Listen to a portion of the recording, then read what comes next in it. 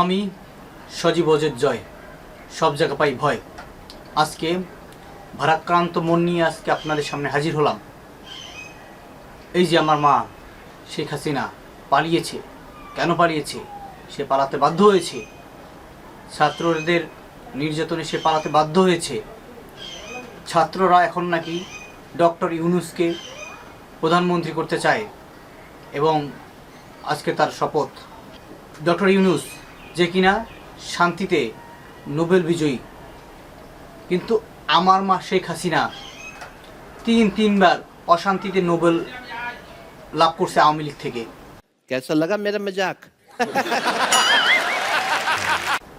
এটা কেউ দেখবে না, এই অর্জন কেউ দেখবে না। ডক্টর ইউনূস পেয়েছে একবার শান্তিতে নোবেল, আর আমার মা তিনবার পেয়েছে। এই যে অর্জন, এরকম টানা তিনবার কেউ অশান্তিতে নোবেল পুরস্কার পায়নি, পেয়েছে এরকম নজির পৃথিবীতে কোথাও নেই। আমার মা দেশ থেকে অনেক টাকা চুরি করেছে। কার জন্য চুরি করছে? এই আমি সজীব অজের জয়, সব জায়গা পাই ভয়। আমার জন্যই তো করছে, আমার জন্য তো এই চুরি চেষ্টামি করছে। তো আমি তো আমার মাকে ফেলে দিতে পারি না। যে চোর হলো সে তো আমার মা। সে চুরি করে বিদেশে টাকা পাচার করছে, তারপরেও তো সে আমার জন্যই করছে নাকি? তো তাকে কি আমি ফেলে দিতে পারি? আমার ভবিষ্যতের জন্য তো সে সব কিছু করছে। যাই হোক, আওয়ামী লীগ কোনো ছোট দল না, বড় দল। আওয়ামী লীগের সব চোর শেষরকে আমি বলছি, আপনারা কেউ ভয় পাবেন না।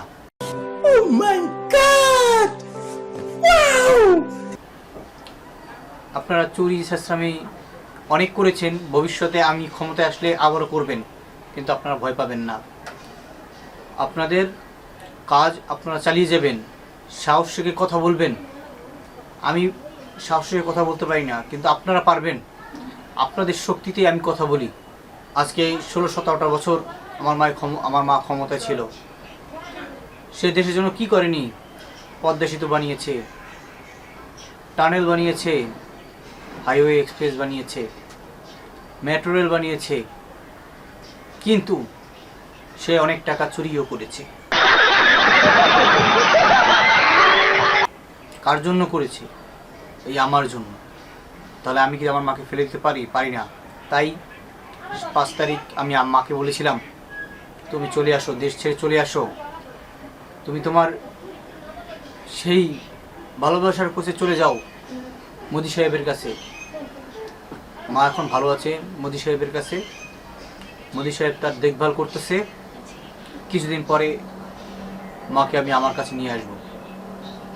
কিন্তু একটা কথা ভুলে গেলে চলবে না, আওয়ামী লীগ চোর শেষর হইলেও বড় একটি রাজনৈতিক দল।